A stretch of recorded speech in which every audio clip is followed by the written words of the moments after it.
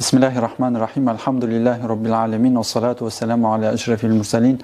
Мухаммадин ва аля алихи ва сахбихи аджмаин. Ассаламу алейкум рахматуллахи ва баракатух. Құрметті мұсылман қауым, бүгінгі талқылайтын мәселеміз ұялы телефон, планшет сынды электронды құралдарға жүктеген Құран парақтарына дәретсіз немесе қосусыз қол тигізуге, ондағы Құран аяттарын оқуға бола ма деген сұрақ төңірегінде болмақ. Бұған жауап ретінде айтарымыз, электронды құралдарға жүктеген Құран кәрім беттеріне қол тигізуге, ондағы Құран аяттарын оқуға дәретсіз болады.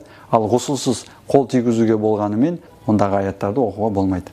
Тарқатып айтар болсақ, Ханафи мазхабында Құранмен тұтаспаған, одан бөлек тыс арқылы Құран кәрімді дәретсіз немесе қосусыз ұстауға болады.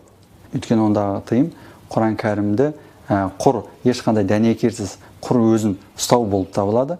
Ал енді электронды құралдарда қол әйнекке тиеді, ондағы Құран парақтарына тимейді. Сондықтан электронды құралдарға жүктелген Құран кәрімді дәретсіз немесе қосусыз ұстауға болады деуге негіз бар. Осы жерде мына нәрсені айта кету керек.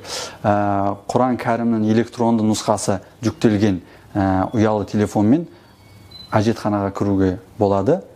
Тек ұялы телефон экранында Құран парақтарының ашық қалмауына аса маңыз аударылуы тиіс. Ва ахиру дауана анилхамдулиллахи rabbil alamin.